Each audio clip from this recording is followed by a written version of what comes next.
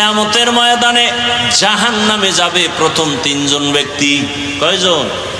প্রথম জাহান্নামে যাবে তিনজন। কেমন তিনজন তারা? দুনিয়ার সব বিবেক বলে এই তিনজন মানুষ বিনা হিসাবে জান্নাত পাওয়ার যোগ্য। দুনিয়ার সবাই বলবে এই তিনজন বিনা হিসাবে জান্নাত পাবে, কিন্তু রসুল বলেন আমার আল্লাহ এই তিনটা লোকের ডাইকা প্রথমে জাহান্নামে দিবেন। দুনিয়াওয়ালারা বলে এই তিনটা মানুষ জান্নাতি। বলে কেন? বলে একজন হলো শহীদ, কাফের বেঈমানের বিরুদ্ধে যুদ্ধ করিয়া গলা কাটা শহীদ হয়ে গেছেন, এই লোকটা তো নিশ্চিত জান্নাত পাওয়ারই কথা। আল্লাহ কয় কিয়ামতের ময়দানে আমি তাকে সবার আগে জাহান্নামে দিব। দ্বিতীয় হবে আলেম। আলেমদের আল্লাহ ডাকবেন। রহমতের নবী বলেন দুনিয়ার আলেম নিজে এলেমের বয়ান করছে কিন্তু আমল করে নাই। পর্দার বয়ান করি, পর্দা নিজে করি না। হালালের বয়ান করি, হালাল নিজে খাই না। সুন্নতের বয়ান করি, সুন্নত অনুযায়ী চলি না। এরকম আলেম নাই? বলেন না কেন? এলমেরা এজাজু করদান বেহিসাব খলকেরা দান জওয়াবে বাসওয়াব হক না দারদ দোস্তে খলকা জারেরা নিস্তে ই খসলত কে দিনদারেরা। দ্বিতীয় আলেমকে আল্লাহ ডাকবেন, এলেম শিখছো আমল করো নাই। আল্লাহ কোরআনও বলেন ইয়া আইয়ুহাল্লাযীনা আমানু লিমা তাকুলুনা মা লা তাফআলুন। নিজে যা আমল করো না এমন বিষয় মানুষকে বয়ান করিও না। কিয়ামতের ময়দানে আল্লাহ ডাকবে, বলবে জাহান্নামের ফেরেশতা একে জাহান্নামের শিকল লাগায় নিয়ে যাও। 3 নাম্বার দানবীর আল্লাহ ডাকবেন, ও দান করনেওয়ালা, অনেক টাকা পয়সা তোমাকে দিলাম, দান করেছো? হ্যাঁ করেছি। মাদ্রাসা মসজিদে কেন করেছো? বলে দ্বীনের জন্যই করেছি। আল্লাহ কয় না না, তুই মানুষের প্রশংসা পাওয়ার জন্য করেছো। মানুষের প্রশংসা, নাম না দিলে মনে কষ্ট, আলহাজ না বললে মনে কষ্ট। আল্লাহ হেদায়েত দান করুন। একজনে আমারে 5 কোটি টাকার জায়গা কিনে দিবে,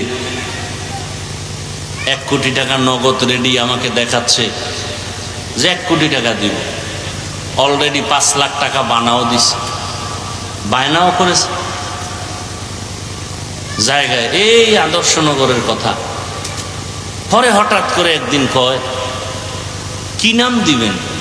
মাদ্রাসা। আমি আপনি কি চান? আমি চাই আমার শাশুড়ির নাম দিবেন, বউয়ের নাম দিবেন, শাশুর শ্বশুরের নাম দিবেন। আমি কইলাম আমি আমার নামই দিব না, আমি নাম দিব তালিমিয়া।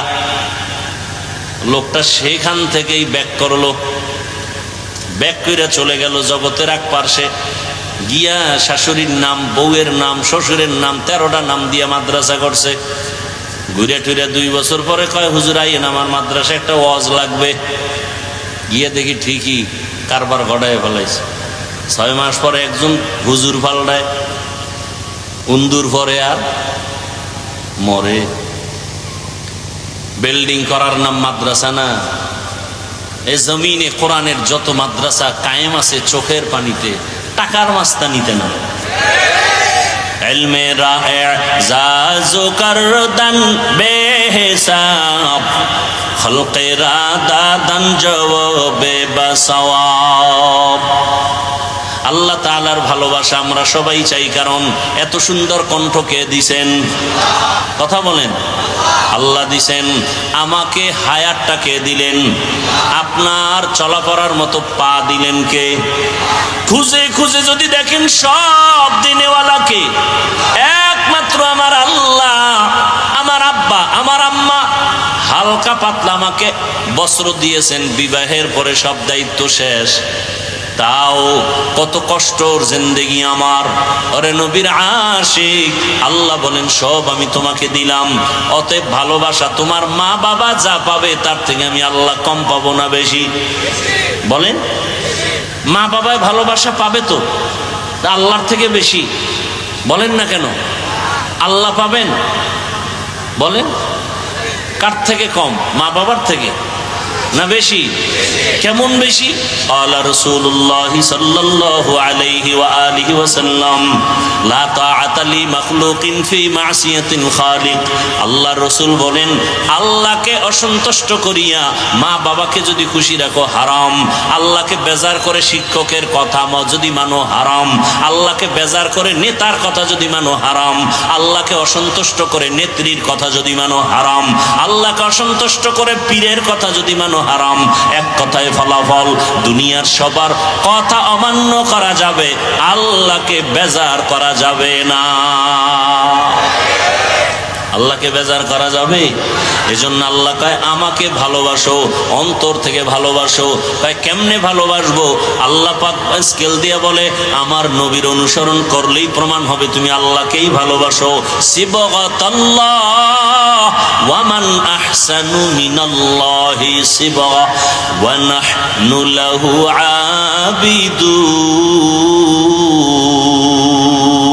আবিদুন। আল্লাহর রঙে রঙিন হও। দুনিয়াতে যত রং আছে আমার মাওলার রঙের মতো আছে আর সুন্দর রং। আসমানের দিকে তাকায় দেখো কত সুন্দর রঙের আসমান আল্লাহ বানায় রাখছেন। জমিনের দিকে তাকাও কত সুন্দর রং বেরঙের জিনিস আল্লাহ বানায় রাখছেন। আল্লাহর বানানো আসমান জমিন এত সুন্দর, না জানি আমার বানানোওয়ালা আল্লাহ আরো কত সুন্দর। ওই আল্লাহকে ভালোবাসো। এখন আমরা সবাই যদি জিজ্ঞেস করি ভালোবাসিনি, সবাই বলবে হ্যাঁ আল্লাহকে ভালোবাসি। আল্লাহকে ভালোবাসার প্রমাণ কি? যে নবীর অনুসরণ করে, নবীকে মানে, নবীকে মানে প্রমাণ হবে সে আল্লাহকেই মানলো। যে নবীকে মানবে সে আল্লাহকেই ভালোবাসলো। নবীকে মানার অর্থ কি? বলে নবী যেমনে চলছেন এমনে চলো। নবী কেমনে পানি পান করছেন ওইভাবে পানি পান করো। নবী রাস্তা দিয়ে কেমন করে হাঁটতেন ওইভাবে হাঁটো। নবী নখগুলো কেমনে কাটতেন ওইভাবে কাটো। চুলগুলো কেমনে রাখতেন ওইভাবে রাখো। নবীরে তো দেখা যায় না, দেখতে পারলাম না। আমরা তো কপাল পরা উম্মত, নবীরও পাইলাম না। নবীরে দেখছেন আবু বকর, তারও পেলাম না। নবীকে ডাইরেক্ট দেখা আমল করছেন সাহাবায়ে কেরাম, তাদেরও পেলাম না। আমরা হতভাগার দল। আমাদের উপায় কি? রহমতের নবী বলেন তোমাদের কোনো পেরেশানি নাই, আমি পরামর্শ দিয়া গেলাম। আল্লাহ কয় আমার অনুসরণ কর, আর আমি বলে গেলাম উলামায়ে কেরামের অনুসরণ কর। আমি রসুল খুশি হয়ে যাব, আর আমি রসুল যদি খুশি হই আল্লাহ খুশি হয়ে যাবেন। আর আল্লাহ যদি খুশি হয় বিনা হিসাবে জান্নাতি। আল্লাহকে ভালোবাসতে চান? আল্লাহকে ভালোবাসতে হলে কার অনুসরণ লাগবে? রসুলের। কার? রসুল তো নাই। এখন আমাদের উপায় কি? জবাব কিন্তু দিয়ে আবার জিগেইছি, জবাব দিছি তো। রসুলকে পাই না, এখন কার অনুসরণ করব? উলামায়ে কেরামের অনুসরণ করব। কেমনে? আলেমদের দিকে নজর করো। তবে উলামায়ে কেরাম জমিনে দুই দল থাকবে। কয় দল? আল্লাহ রসুল বলেন আলা সাবধান হে দুনিয়ার উম্মত, ইন্না খাইরাল খাইরি খিয়ারুল উলামা ওয়া ইন্না শাররাশ শাররি শিরারুল উলামা। উলামাদের মধ্যে একদল থাকবে চূড়ান্ত ভালো, এদের মতো ভালো জমিনে আর কেউ নাই। আবার একদল উলামাদের অন্তর্ভুক্ত থাকবে এরা জমিনে সব থেকে বড় খারাপ। আলেম পৃথিবীতে শ্রেষ্ঠ, খানার মধ্যে বিরিয়ানি শ্রেষ্ঠ, নষ্ট হলে এটা পান্তা ভাতের চেয়েও কি খারাপ। আলেম পৃথিবীর শ্রেষ্ঠ। এরা যদি উল্টা পাল্টা পথ গ্রহণ করে তাহলে এরা মদখোর গাঞ্জাখোরের চেয়েও খারাপ। আল্লাহ হেদায়েত দান করুন। তাহলে যারা হক ভালো আলেম এদের অনুসরণ করো। দেখবা যে আলেম নবীর তরিকা মেনে চলে, নবীর তরিকার বাইরে চলে না, পর্দা করে চলে, 5 বেলার নামাজ পড়ে। আরে তোমার তদন্ত করা লাগবে না একজন আলেম ভালো না খারাপ। 2 মিনিট থাকলে, তার কথা শুনলে, চেহারা দেখলে তোমার অন্তরে শাহাদাত আসবে, সাক্ষী আসবে যে আলেমটা পিওর না ভেজাল। ভালো আলেমের অনুসরণ করো। বলে কি কাজ? দেখে দেখে আমল করো। আলেম কেমন করে পানি পান করেন তুমি ওইভাবে করো। আলেম কেমন করে জুতা পরেন ওইভাবে তুমি জুতা পরো। আলেম কেমন করে রাস্তায় হাঁটেন ওইভাবে তুমি হাঁটো। কারণ উলামায়ে কেরাম নিজের বাবারটা দেইখা শিখে নাই, কোরআন হাদিস পড়িয়া তাবেঈনদেরকে অনুসরণ করছেন, উলামায়ে মুতাকাদ্দিমিনকে অনুসরণ করছেন, তাবেঈনরা সাহাবায়ে তাবেঈন এভাবে অনুসরণ করে সাহাবাদেরকে করছেন, সাহাবায়ে কেরাম রাসূলকে অনুসরণ করে আমল শিখছেন। অতএব উলামায়ে কেরামের আমলটা কোরআন সুন্নাহ অনুযায়ী মন গড়া আমল না। তবে ভেজাল যদি দেখো, নবী আগেই বলেছেন সব আলেম সঠিক না, একদল সঠিক আর একদল হবে বেঠিক। আচ্ছা বেঠিক হবে কেন আলেম? আলেমের দাম কম, কথা বলেন না কেন? এই যে এত পেছ লাগান না, মুসিবতের সময়ও উলামায়ে কেরামের কত সম্মান, করোনার সময় উলামায়ে কেরামের সম্মান, তাহলে আলেম উল্টা পাল্টা করবে কেন? কয় আল্লাহ যা দিছে হয় না, আরো লাগবে। কয় ভাই তোমার বেতন কত? কয় মাসে আমি মসজিদ ইমামতি করে বেতন পাই 20,000 টাকা। কয় এরপরও তুমি ভিন্ন ধান্দা করো কেন? কয় না আরো লাগবে। আরো লাগবে এটা বড় খারাপ জিনিস। আল্লাহ যা দিছেন আলহামদুলিল্লাহ, এর মধ্যে বরকত। আরো লাগবে কয়ে যারা লোভে পড়ে, এই লোভানক দৃষ্টিতে যারা পড়ে যায় এরা লাইনচ্যুত হয়ে যায়। টাকারে মাকসাদ বানাইস, আমার অনেক টাকা দরকার। কত দরকার? তোমাকে যদি চেয়ারম্যান বানাই, আলহামদুলিল্লাহ, এখানে বইখানা এমপি তুইব। সেখানে যাওয়ার পরে বলবে না আমার মন্ত্রী, বলবে না আমার পুরো প্রধানমন্ত্রী বানাও। তো এই শখ মিটবে কবে? তোমার মুখে কাদা দিয়া মাটি দিয়া মরার পরে তোমার শখ মিটানো হবে।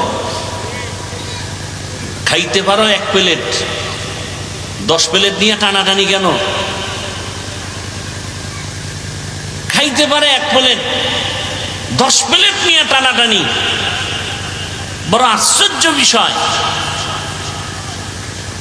এই বেশি খাইতে বেশি খাওয়ার জন্য পারবে অল্প, টানাটানি করে কুকুরের মতো।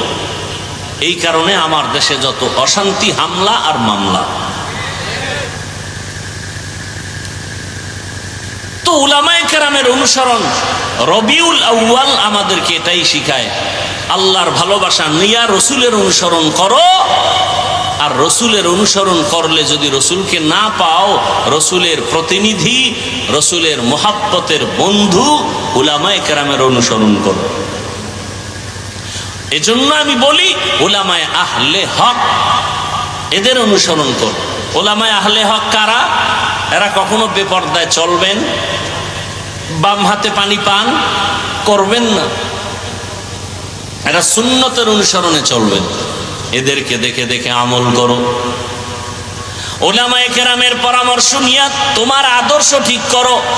নামাজে কেমনে দাঁড়াইবা, উলামায়ে কেরাম আহলে হক আলেম দেইখা নামাজ ঠিক করো, রোজা ঠিক করো, পর্দা ঠিক করো। ব্যবসা যদি করতে চাও, ইসলামী ব্যবসার সিস্টেম দেওয়া আছে, ওই সিস্টেমে ব্যবসা করো। নবী সুসংবাদ দিছে তুমি জান্নাতে যাইবা। চাকরি যদি করো, ওখানে ইসলামের সিস্টেম বাতানো আছে, ওই নিয়মে তুমি চাকরি করো। তুমি চাকরি করিও জান্নাতের পথ পাইবা। উলামায়ে কেরাম থেকে জেনে নাও, নিজে নিজে পারবা না, উলামায়ে কেরাম থেকে জেনে জেনে তুমি আমল শুরু করে দাও। আর তোমার উলামায়ে কেরামের থেকে যাইনা শুইনা আমল যা করবা, এর সাথে তুমি আগায়া থাকার জন্য, মজবুত হইয়া চলার জন্য, শয়তানের ধোকায় যেন পিছে পড়তে না হয়, এ কারণে তোমার মা বাবার দোয়া নেও, মুরব্বীদের দোয়া নিয়ে চলো। রসুলের আদর্শের মালা গলায় নিয়া, উলামায়ে কেরামের পরামর্শ নিয়া, মা বাবার দোয়া নিয়ে সামনে যদি আগাও, দুনিয়ার সব একদিকে পড়ে যাবে, তোমার লোভানক দৃষ্টিও দিকে যাবে না। ওই লোকগুলো লোভে পড়িয়া কোটি টাকা পাইয়াও যত পেরেশানির মধ্যে আছে, তুমি অল্প টাকায় আনন্দে জীবন কাটাইবা, কোনো পেরেশানি থাকবে না, কোনো পেরেশানি থাকবে না। এ রবিউল আউয়ালের শিক্ষা। নবী দুনিয়াতে আসছে কেমনে, এই আলোচনা সারা রাত করলে আমাদের অন্তরের তৃপ্তি আসবে, কিন্তু আমল করার জন্য তো রসুলের সুন্নতের বিষয় আমাদের জানতে হবে। এখান থেকে আপনারা এখন বের হবেন, বের হইয়া এখান থেকে সুন্নতের আমল কি করবেন? 1 নম্বরে আপনি জুতা পরতে গিয়া ডান জুতায় ডান পা আগে দিবেন, 1 নম্বর সুন্নত। এরপরে বাম জুতাটা বাম পা ঢুকাবেন, দোনো পায়ে জুতা ঢুকানোর সময় কোন পা আগে যাবে বলেন? ডান পা। এবার দোনো পাও যখন জুতা ঢুকে পড়লো, এবার কদমটা যখন দিবেন ডান পাও দিয়া কদম দিবেন, এটা সুন্নত। হাঁটা শুরু করবেন আগে কোন পা দিয়া? ডান পা। যখন আপনি যাবেন রাস্তার ডান দিক থেকে হাঁটবেন, নজর নিচে রাখবেন, ইস্তেগফারের আমল করবেন। নিচে নজর রেখে ডান দিক থেকে হাঁটবেন আর দরুদ পড়বেন, ইস্তেগফারের আমল করবেন। বাসায় যখন যাবেন ডান পা দিয়া ঘরের মধ্যে ঢুকবেন, জোরে একটা সালাম দিবেন, আসসালামু আলাইকুম ইয়া আহলাল বাইত। জোরে একটা আওয়াজ দিবেন, 5 তলা বিল্ডিং পর্যন্ত যেন সালামের আওয়াজ যায়। দিলে ফেরেশতারা থাকবে, জবাব দিবে, আপনি না শুনলেও দরকার নাই। জিন টিন যদি থাকে, এমনকি মানুষ থাকে, যদি খারাপ কিছু থাকে বাড়িটার মধ্যে, সালামের বরকতে সব ভেঙে যাবে। এরপরে একবার আলহামদু সূরা দরুদ শরীফ, এরপরে কুল হু আল্লাহ সূরা পড়িয়া ঘরে ঢুকেন। আল্লাহ রসুল বলেন এমন আমল যদি করো আল্লাহ ফেরেশতা দিয়ে তোমার বাড়ি পাহারা দিবেন। ভাইরা আমার, এরপরে আপনি গিয়া সুন্দর করে ফ্রেশ হবেন, ওযু বানাবেন। ওযু বানাইয়া হালকা খানা থাকলে খাবেন, সুন্নত অনুযায়ী খাবেন।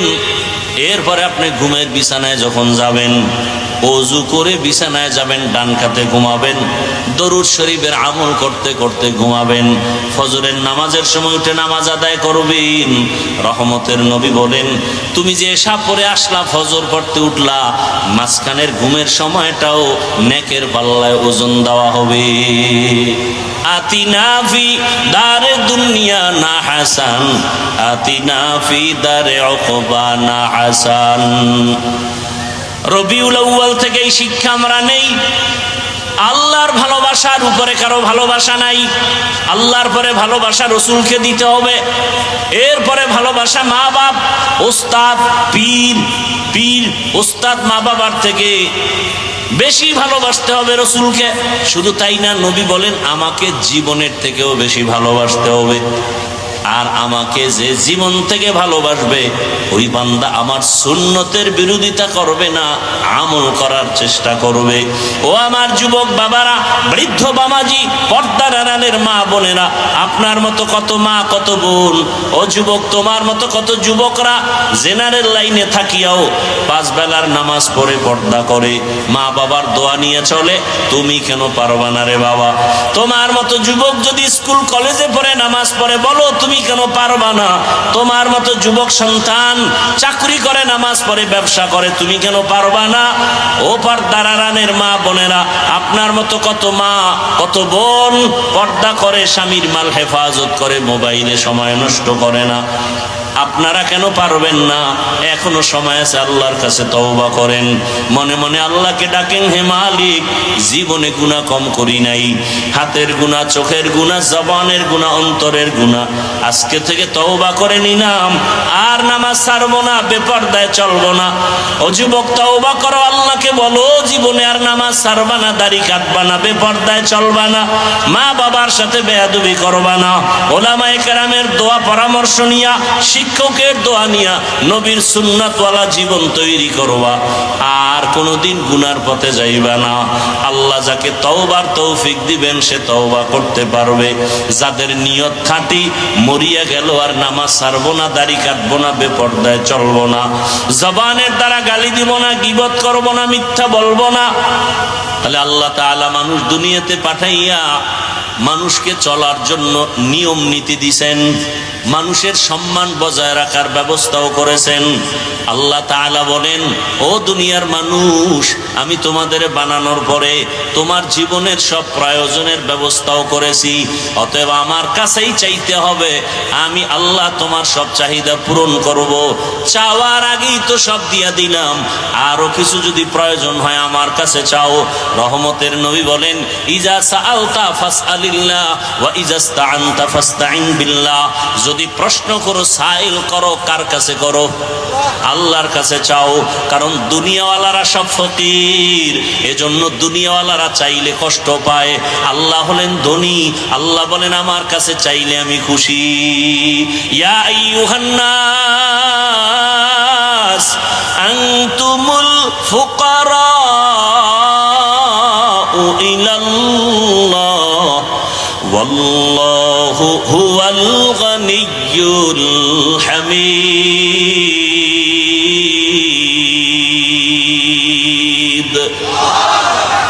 দুনিয়ার সবাই কি ফকির? ধনীকে বলেন? বরং যে যত বড় ধনী দুনিয়ার লাইনে সে তত বড় অভাবী। ধনী মানুষ কৃপণ, দান করলে অল্প করে, আবার দান করে স্বার্থ ছাড়া করে না। আমার নাম দাও, ব্যানারে নাম লাগাও, তাহলে আমি কিছু টাকা দিতে পারি, ঠিক নেই? আবার চায়ের দোকানে বসে বলে দান করছে মাদ্রাসায় 50,000, মানুষের সাথে গল্প করে পুরা মাদ্রাসা আমি করছি। আছে না নাই? এই জন্য রাসূল বলেন